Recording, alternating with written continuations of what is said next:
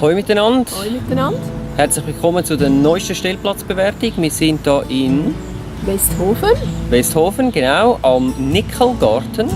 Das ist ein gratis Stellplatz und der ist also schon noch empfehlenswert, würde ich sagen. Sehr, ja. Ist also schön ruhig. Er ist ein bisschen, also bis in die Altstadt quasi, hat man eigentlich zu Fuß erst 3 Minuten.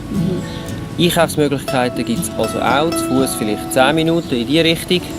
Und es hat ganz viel Platz da rundum quasi. Also man muss dazu sagen, es ist ein Parkplatz für Gemischte, also PW und so weiter.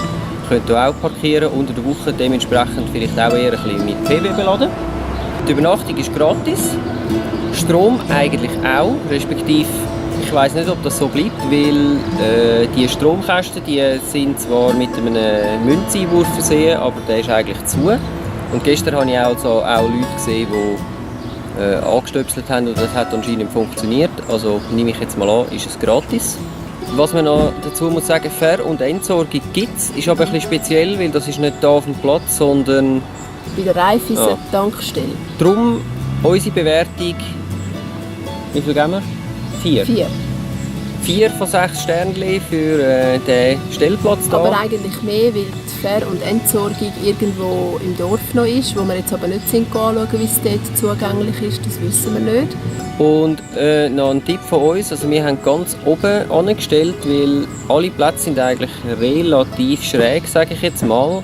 Aber es geht gut es geht gut zum Ausnivellieren, man muss einfach Keil nehmen und die zuoberst sind fast gerade, da muss man dann einfach eine Seite, dort stellt man einen quer an, anstatt links und dann geht das eigentlich gut.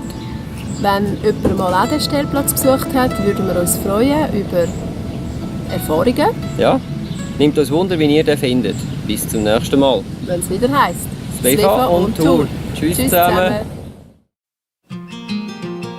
Wenn euch das Video gefallen hat, dann lasst uns doch einen Daumen nach oben da.